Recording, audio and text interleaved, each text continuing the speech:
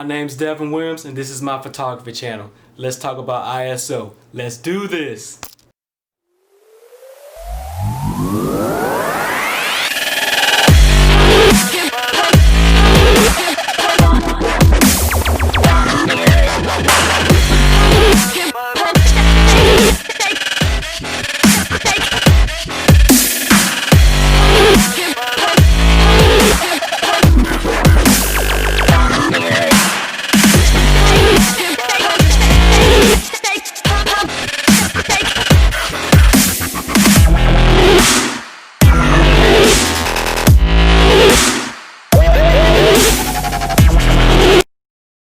So what is ISO? ISO pretty much is the setting in the camera that determines the camera's sensitivity to light, period.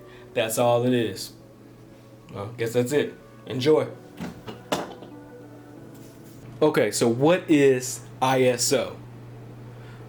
The basic definition of what ISO is the camera setting that determines your camera's sensitivity to light.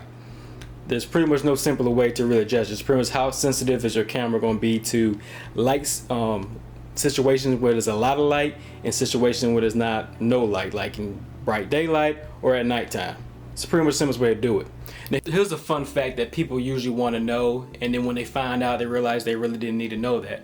So what does ISO stand for? Also, you need to know some people call it ISO. So if you hear ISO, talking about ISO, it's the same thing. People call it different things. Doesn't matter what you want to call. Some people are going to think you're right or wrong either way. As long as you know what it means, you'll take great pictures. But back to the point.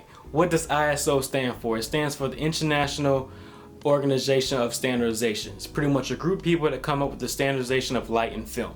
That's pretty much what it is. Like I said, you really don't need to know that. You just need to understand how ISO works and you'll take great pictures. That's it.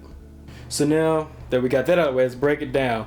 So now that you know the ISO, the number depends how light the sensitivity is for the camera sensor. Now let me give you an example of exactly what that means. So for example, ISO 200 would be twice as sensitive to light compared to ISO 100. So again, for example, ISO 200 is twice as sensitive to light compared to ISO 100, and so on, depending on how high or low the number you go. So now let me break it down. So a low ISO equals less sensitivity to light, which would be better for bright situations and would give you the chance of less noise in your picture. A high ISO means it's more sensitive to light and is better for darker situations, but could increase noise in your picture. Now nowadays, some of these cameras, you can crank the ISO very high and it won't add any noise to your picture. You just need to know what type of equipment you're working with, and just know the higher you go in ISO, the more chances you increase in noise in your pictures. So again, let me repeat. Low ISO equals less sensitivity to light, which is better for brighter situations, which will mean less noise in your picture as well. A higher ISO means your camera is more sensitive to light, which is good for darker settings or situations, but does increase the chances of noise in your picture.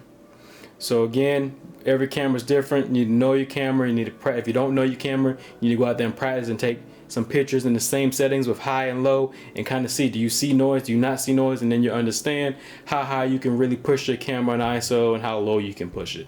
So now I'm gonna give you a basic guideline of where your ISO should be. Again, this is just a basic guideline depending on the picture you want, depending on your surrounding, depending where your aperture and where your shutter speed's at, all varies into this. But just to keep it simple thing, just a good starting point, look at the screen, I'm gonna give you a simple thing.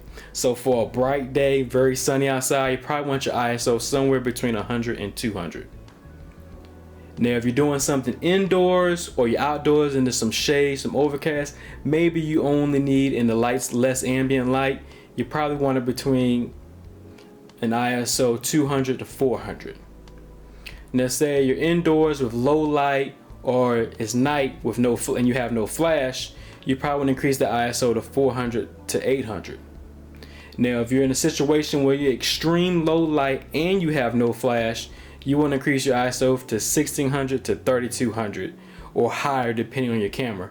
Again, the higher you go, the more chances increases for grain and noise in your photo. So just remember that. So again, that's ISO in the simplest form. Again, it's just the camera sensitivity to light.